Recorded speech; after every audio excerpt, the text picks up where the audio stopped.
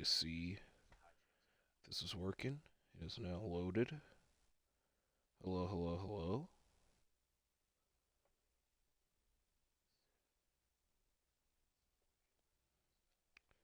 Hello, hello, hello.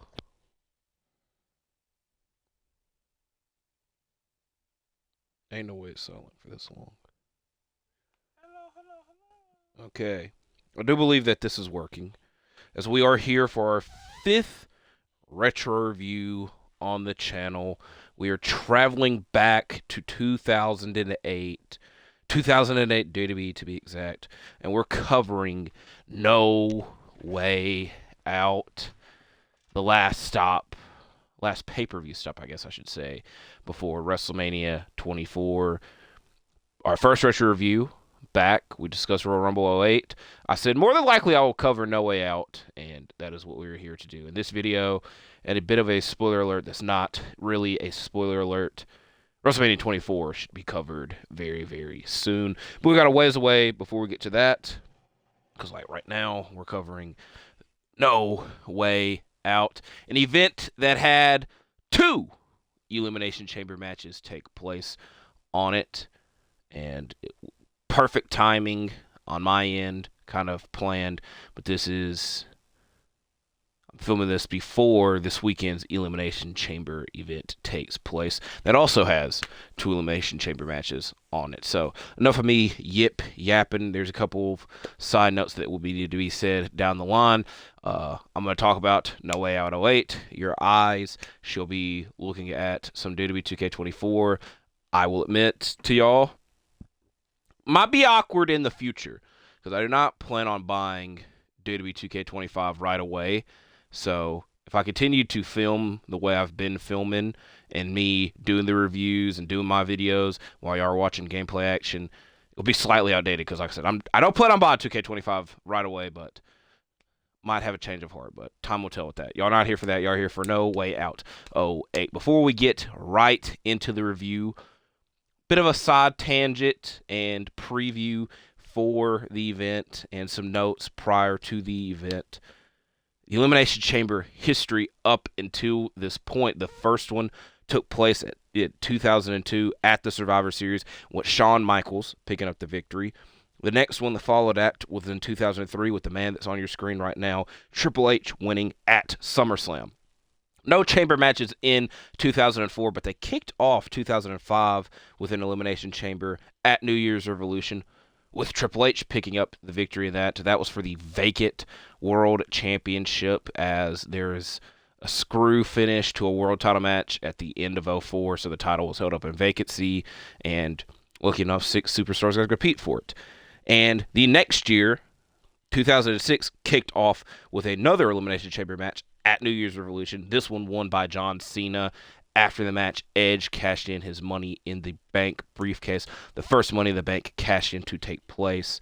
And I also watched that match earlier today, because it's on the WWE Vault.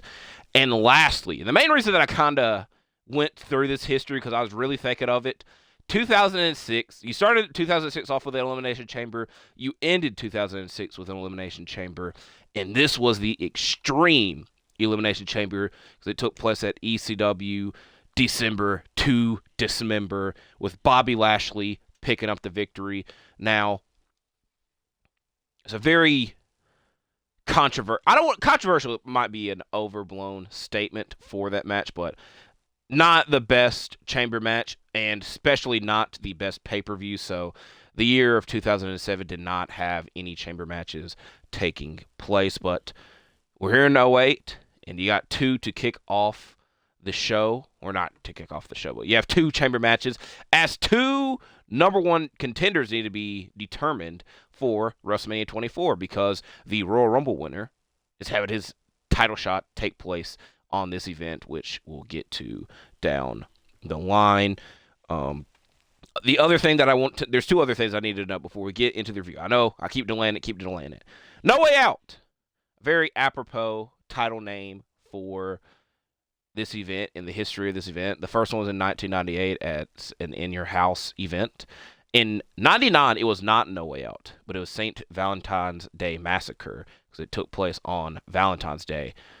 but probably should have called No Way Out because a cage match did take place in the main event. So what I'm trying to do quickly is at No Way Out, we've had 3 other cage-related matches take place, which kind of, again, fits the title of the event. In 2000, we had the Hell in the Cell match between Cactus Jack and Triple H. 2001, we had a 3 stages of Hell match, with the last stage of that match being a cage match with Stone Cold and Triple H once again.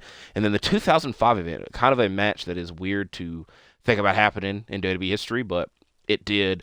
The barbed wire steel cage match between JBL and The Big Show.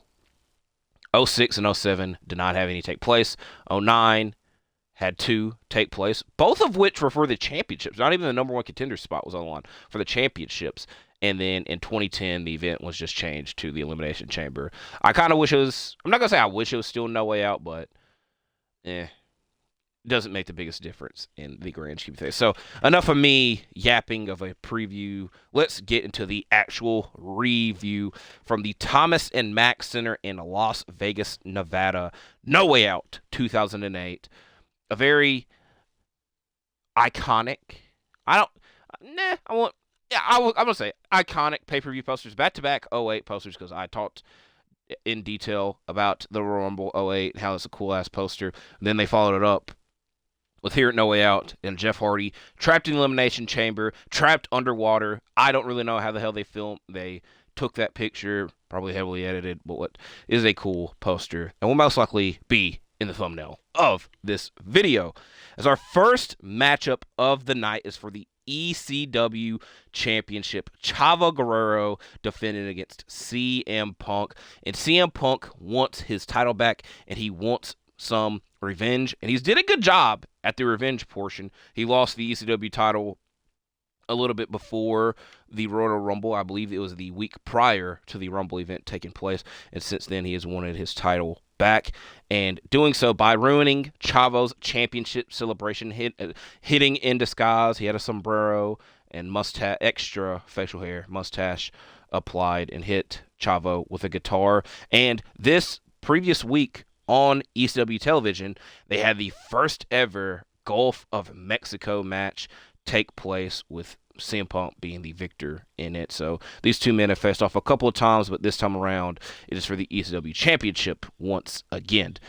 Back and forth early, with Chavo's Tornado DDT getting a 2 count, and Punk's hits 2 suplexes and a running corner knee and a bulldog for a 2 count. Now, it seems that with the 2 suplexes, he was going for the 3 Amigos, which is Eddie Guerrero's trademark. And the crowd started to boo him when he hit the first 2, so he might have just opted to not do the third one to stop getting booed. It was an interesting note to take note of. Punk attempts a Frankensteiner off the top rope, but Chavo holds onto the rope with Punk flying, and Chavo hits the frog splash to retain his championship in this opening bout. As now we have our first Elimination Chamber. I'm sorry that these entrances, I probably should have skipped a lot of these entrances, but I wanted to see how long it would take place. And yes, I did have these 2 start the chamber match. Actually, I want to see The Undertaker. Okay, he doesn't even pop out under the ground. I thought he did. Oh, well. We have our first Elimination Chamber, which I'm glad that I mentioned The Undertaker because he is in this one. This is the SmackDown Elimination Chamber. The winner will challenge the World Heavyweight Champion at WrestleMania 24. The participants include MVP, Big Daddy V, The Great Khali, Finlay, Batista, and The Undertaker.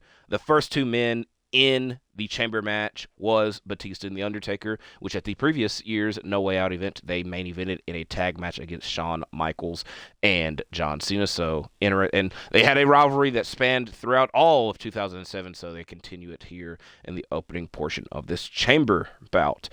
Big Daddy V is the first man out of the pod, mainly delivering chops to his opponents, and he tosses The Undertaker into the chain, and the door busts wide open. I would imagine that was not planned, because The Undertaker fell down those steps, and pretty hard. I don't think it was planned, but Big Daddy V's force was so powerful that it swung the door wide open. But Batista lands a spinebuster on Big Daddy V and tosses him to the outside. And with that, Big Daddy V was eliminated. Right as Big Daddy V is eliminated, the Great Khali enters the match out of his pod, and Khali applies the Khali Vice, the Khali Crush, the heads smashing an opponent's head, whatever there's a lot of names for it. But he applies it to Batista, but Batista pops out and hits him with a spear. And then Khali is eliminated after tapping to the Hell Gates. So the first two members out of the pod are quickly eliminated. At this point, Batista is dragged to the outside with Finlay entering next, and then soon after, MVP enters last, and Undertaker is waiting for MVP outside of his pod and not letting him do anything. MVP, however, is able to avoid him, leading him to the top of a pod where the Undertaker chases him up there and chokeslams him off the top of the pod, and MVP is eliminated. Hilariously, there's a small opening, and we see a head pop through, and is the head of Hornswoggle, who passes the shillelagh to Finlay, who then uses it several times on Batista, but then Finlay is hit with an Undertaker chokeslam to the outside and is eliminated, meaning that the first two men to start the match will finish it. A Batista bomb is landed and gets a close 2 count, and a last ride, I almost combined it. A last ride is landed, and it also gets a 2 count. Batista tosses the Undertaker into the cage on the outside, and upon trying to do it the second time, Undertaker pushes himself off of the cage, flipping both men into the ring in a tombstone position, where he hits the tombstone pile-driver to win the match and earn a championship opportunity at WrestleMania 24. Who will be the man that he faces at the event? We'll find out in a matter of moments. But before we get to that World Heavyweight title match on this show, we have another career-threatening match between Ric Flair, and this time around he is facing Mr. Kennedy. Speaking on the Elimination Chamber match, the SmackDown Chamber match, Undertaker and Batista carried the match and did a lot of the heavy workload, as obvious. So it's a very memorable finish, and I can't really say it's the end of their rivalry, but it kind of is. They don't really interact that much more. I know they definitely have a match at TLC 2009, but it is what it is. This is a good ending to this match. Now, Ric Flair and Mr. Kennedy. Kennedy targets the taped knee of Ric Flair early, including a figure 4 and a figure 4 leg lock on the outside around the ring post, which I believe, who the hell was the commentator for this? I was about to say it was JR, but I think it was Michael Cole. Michael Cole and Coachman were the SmackDown commentary crew. JR and Jerry Lawler were the Raw commentary crew. Now, the only reason I'm confused, I'm fairly certain JR said it. Only reason I'm confused with this is I thought that both of these men were SmackDown commentators. So I actually think it was JR and Jerry Lawler. The only reason I'm saying this is to shout out Bret Hart, because the commentator, which I'm just going to say was JR, said that Bret Hart did this at WrestleMania 13 against Stone Cold. Regardless, then once back in the ring, Mr. Kennedy applies another figure 4 leg lock, but this time around it is reversed by Ric Flair. Both men stand up after this, and the master of the figure 4 leg lock, Ric Flair, applies it to Kennedy, which makes him tap out. So this was a very quick matchup that mainly was centered around a figure 4 leg locks, and Ric Flair gets to continue his career. After this match, we have a backstage segment in the trainer's room where I almost said Ric Flair, Finlay is laying on the trainer's table, and he's confronted by Mr. McMahon, who tells him about the steel cage match that is going to happen the next night on Raw between Mr. McMahon and Hornswoggle, which I don't even know. I remember what happens. It's kind of weird to hey, we're going to promote this and make this like a big deal of a match when I know it's a cage match. It should be a big deal. It's not really that big of a deal. The main thing that I remember is that it's a very funny graphic match card of this, because Hornswoggle looks scared shitless, which, look who he's going against. That's all I'll say. As now we have a World Heavyweight title match take place, a rematch from the Royal Rumble. Edge defending against Rey Mysterio, and I will say, I probably have a lot to say prior to the match than the actual match itself, but there is a lot to discuss. There's the beginning, there's the middle, and there's the end. The beginning is the preview for the match, the middle is the actual match, and the end is the aftermath of the match. So, World Heavyweight Title match, Edge versus Rey Mysterio.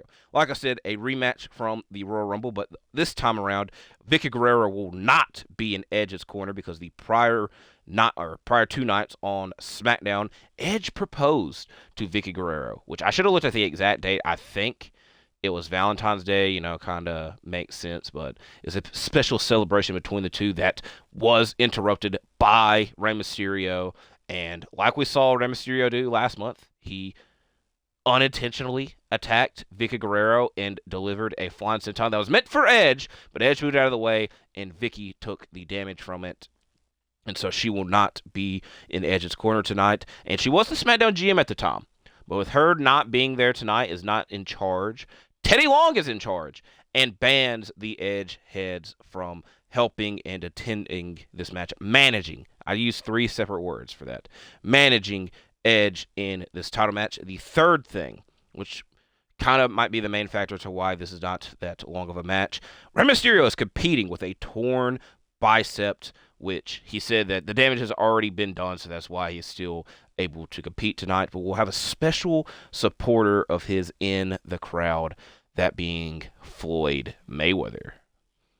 Now, the actual match itself, Edge delivers a big boot, which I feel he does a lot to Rey Mysterio because a lot of the highlight package at the Royal Rumble event and in the highlight package, anytime they're fighting, it's just Edge delivering a big boot to Rey and always seems a little bit more damaging. Rey struggles to do much due to his injury, but is able to deliver a moonsault and a 619, but gets caught off of a springboard with Edge hitting a spear and picking up a win. So just a very shortened version of their match last month. Now, I did say it. So that does mean WrestleMania 24, World Heavyweight Title match, Edge versus The Undertaker. Stay tuned, because like I said, WrestleMania 24 will be more likely covered down the line, and, I know neither one of these men won the Rumble event, but this is the main event of that show. Now, one of the other big events, main events of WrestleMania 24 gets set in motion right here, as after the match, we see the return of Big Show, and it's kind of apropos that the last time that we saw the Big Show was at ECW December to Dismember, which was the last time we saw the Chamber event prior to this, but he has lost a lot of weight. He is in very good shape, and he's making promises and trying to deliver his return message, but is very distracted, and the camera is very distracted by Rey Mysterio trying to make his way to the back, and he is injured. And Big Show tries to, help him make it to the back a little bit quicker and goes outside to attack Rey. But that special supporter of Rey, Floyd Money Mayweather, has none of it and does not want Rey to be hurt anymore and gets in the ring with Big Show. He's surrounded by his security guards, WWE security guards. He's surrounded by a lot of people, but Big Show gets on his knees and Floyd hits him. Pow, pow, pow, pow. Big Show. I don't want to classify it as a broken nose. Probably is a broken nose, but Big Show's definitely bleeding. Floyd did the right thing and got the hell out of there. And funny enough, Big Show's chasing after him and knocks 3 to 4 guys down. And the person that makes the say, Big Show, please calm down, stop, calms Big Show down, is Shane McMahon. Now, I don't like dwelling into rumors too much, but there's a lot of rumors around what the hell was actually supposed to go on for this matchup at WrestleMania. One of the rumors that Shane and Big Show are supposed to team up to face Floyd and Rey. Rey was supposed to team up with Floyd, might have faced Floyd. There's a lot of rumors, like I said, but it kind of, with seeing these on-screen interactions, it kind of makes sense, kind of ties the knot on some of these ends to why Floyd was there to support Rey. But with Rey's injury, kind of screwed a lot of it up. So at WrestleMania 24, we get Floyd Mayweather versus The Big Show. So that will be covered again down the line. This is a somewhat memorable. I will admit, when I was 8 years old, I didn't really know who Floyd Mayweather was. So this was my introduction to Floyd. And so this is why anytime, down the line, when you hear about Floyd down the line, and he had a lot of bigger fights take place down the line, this is the main one outside of probably McGregor and Pacquiao that sticks in my mind. So we will cover it down the line. But right now we have a WWE title match take place between Randy Orton and John Cena. When Cena was injured the prior year, he was the WWE champion and was forced to vacate the title, in which Randy Orton picked up the championship. Now, what is weird? It's not really that weird, but what is kind of forgotten is that Orton won it because he was supposed to face John Cena at No Mercy. Then he faces Triple H, loses the title, and then beats Triple H again. So he ends up winning the championship twice in one night, but that's a story for a different day, I guess.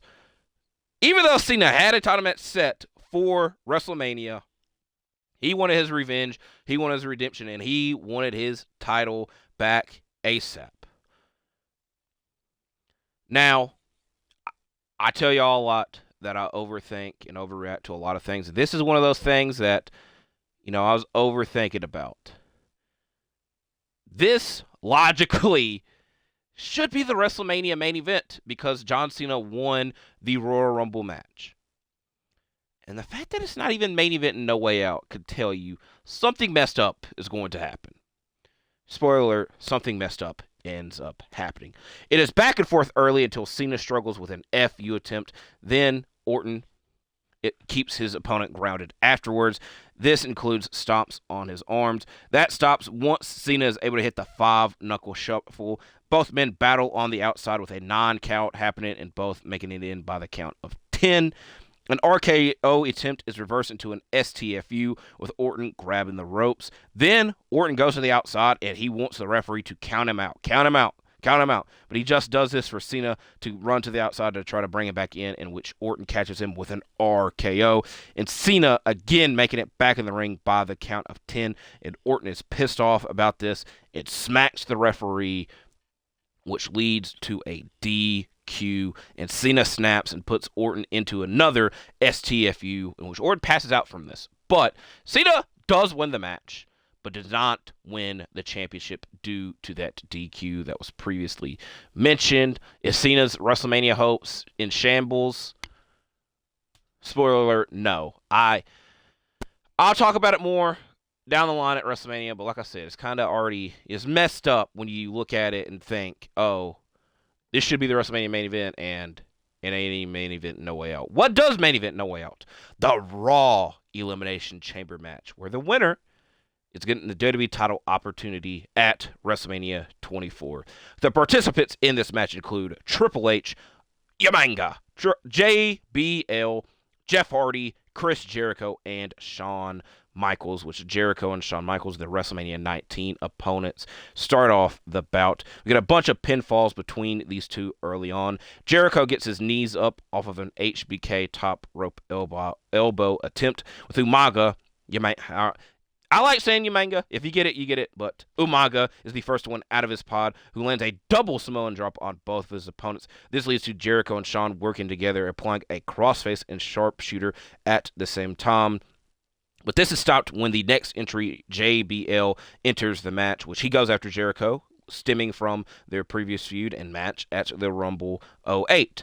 Triple H is the next one out of his pod and delivers several spine busters onto everyone. And the first elimination comes when JBL takes a Jericho codebreaker. After this, JBL goes outside of the cage to bring a chair in and starts swinging it at everyone, headshot style. And he sees Umaga. He's like, I ain't going to hit Umaga. He waits for Umaga to turn until he hits Umaga, which, he might not have done. He might not need to do that. With the last entry in the match being Jeff Hardy, he delivers a whisper in the wind into both DX members.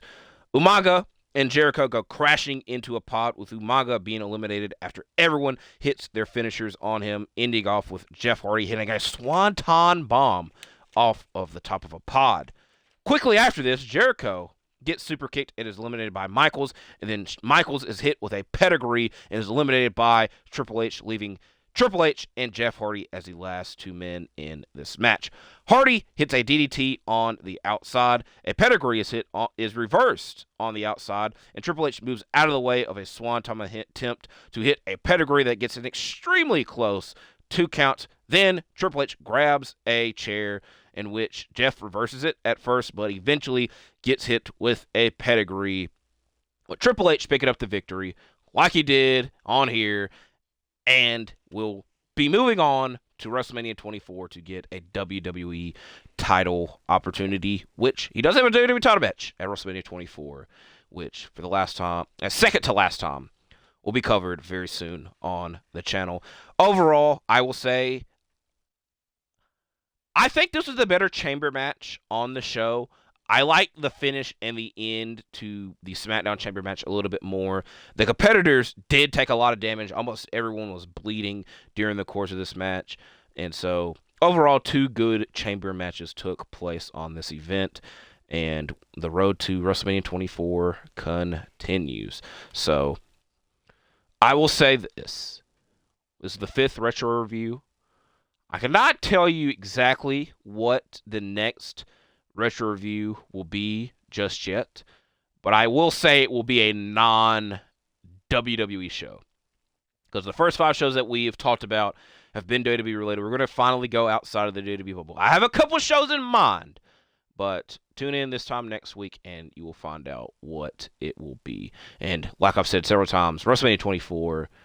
We got a couple of WrestleManias that we'll be reviewing and discussing on the channel down the line, with WrestleMania 24 being one of those. So I do appreciate you all for watching this video. I should have Elimination Chamber predictions up soon, before the Chamber event, obviously. So hopefully check that out as well. So hopefully you enjoyed this video. Please leave a like, comment if you want to, subscribe, and I'll see you in the next one, because I'm out for now. Goodbye. Damn, this was a 26-minute video.